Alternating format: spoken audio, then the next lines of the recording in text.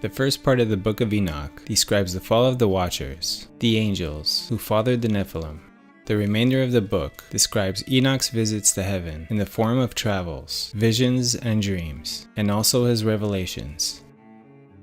The Ethiopian Bible is the oldest and most complete Bible in existence. It's comprised of 88 books, far surpassing the King James Version, which has only 66.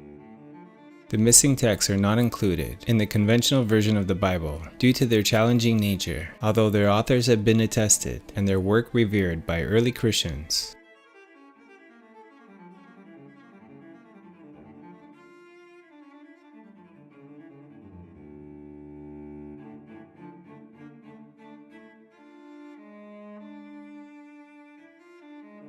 Before being translated into Greek and Aramaic, the Ethiopian Bible was written in the extinct Ethiopian dialect known as Ge'ez, attesting it as the oldest holy scripture in the world, 800 years earlier, before the King James Version had surfaced. Enoch was the great-grandfather of Noah, the seventh generation of humans after Adam.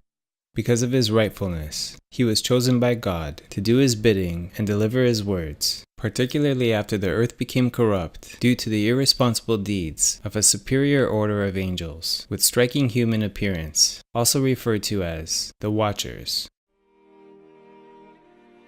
Enoch was the messenger of God and the one to receive his knowledgeable words and spread them across the land. In the end, he was taken by God into his kingdom, thus escaping his earthly demise that would sooner or later be upon him.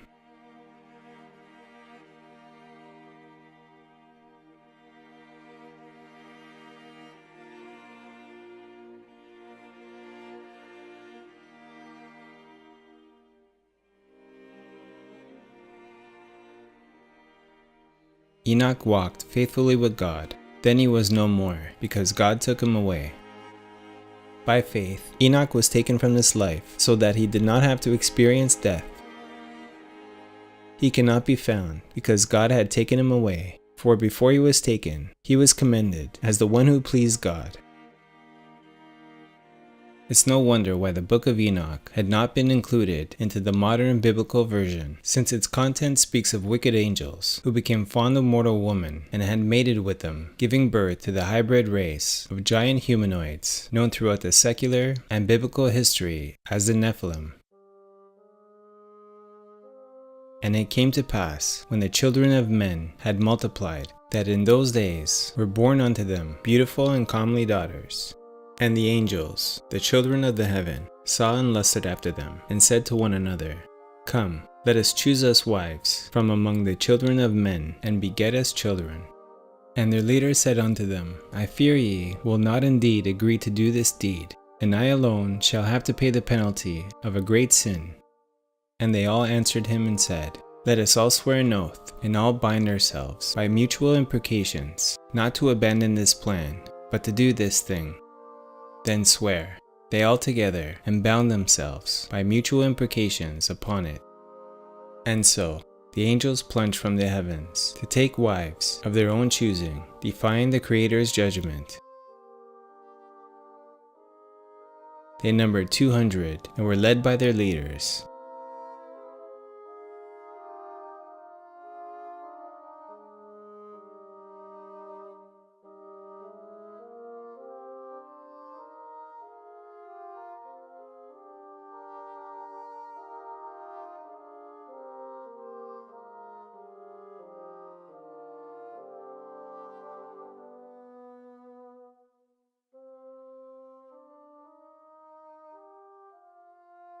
These are their chiefs of tens.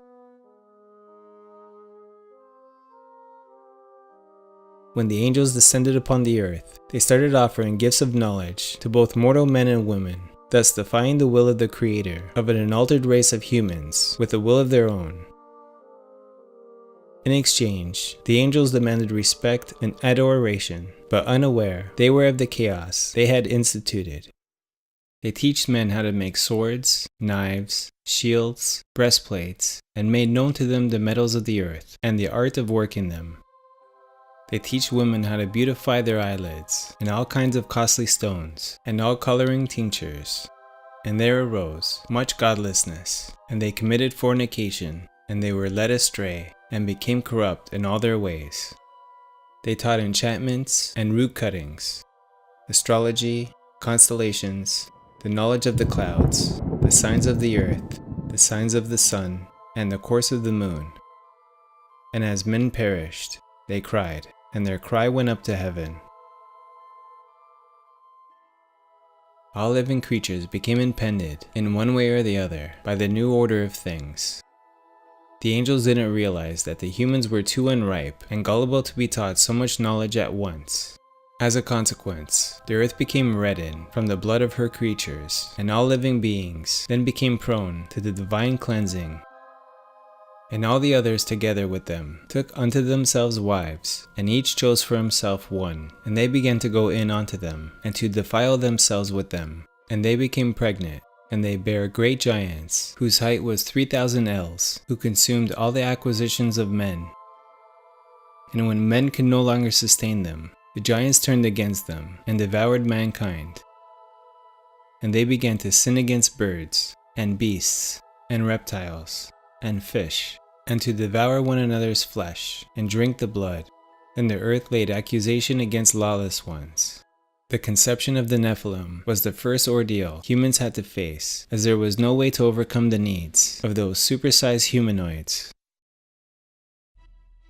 Intervening in the natural order of things had infuriated the Creator, so the Watchers, and all that had been corrupted, were about to taste retribution, and destroy all the spirits of the reprobate and the children of the Watchers, because they have wronged mankind. Destroy all wrong from the face of the earth, and let every evil work come to an end, and let the plant of righteousness and truth appear, and it shall prove a blessing. The work of righteousness and truth shall be planted in truth and joy forevermore. And cleanse thou the earth from all oppression, and from all unrighteousness, and from all sin, and from all godlessness, and all the uncleanness that is wrought upon the earth, destroy from off the earth, and all the children of men shall become righteous, and all the nations shall offer adoration, and shall praise me, and all shall worship me, and the earth shall be cleansed from all defilement, and from all sin, and from all punishment, and from all torment. And I will never again send them upon it from generation to generation, and forever. Needless to say that the global demise took form of a great flood, and Noah was informed of this through the ascribed words of his forefather Enoch, and was allowed to perpetuate the human species, as well as preserve countless other wildlife. Then said the Most High, the Holy and Great One spoke, and sent Uriel to the son of Lamech, and said to him, Go to Noah, and tell him in my name, hide thyself, and reveal to him the end that is approaching, that the whole earth will be destroyed, and a deluge is about to come upon the whole earth, and will destroy all that is on it. And now instruct him that he may escape, and his seed may be preserved for all the generations of the world. Although some may find it hard to believe, the great flood had been scheduled long before Noah came to be, and it was his great-grandfather that had spread the divine word. The cataclysm was inevitable, as prior to that moment in time, inhabitants of the earth became corrupted and could no longer live in peace. The Book of Enoch tells many controversial stories of a time similar to what we experience today, but with some major differences. Before the Great Deluge, humans had tremendous lifespans, fact attested by the Sumerian king list and the Egyptian pharaoh's timeline. Although historians still consider this time frame in human history as unproved and fictional, there are numerous accounts speaking of those days when gods walked among men, when mythological creatures were not just a figment of imagination, and 100 years of life marked only the beginning of one's journey. Today it seems that our remote history is either not allowed to surface because it would turn the instituted order to bits, or because that cycle of human history was never meant to be known. How much this seclusion is benefiting mankind, we can only speculate, but I believe that such insight would offer us relief, and that's exactly what we need to become, at peace with ourselves and the universe of which we are all part of.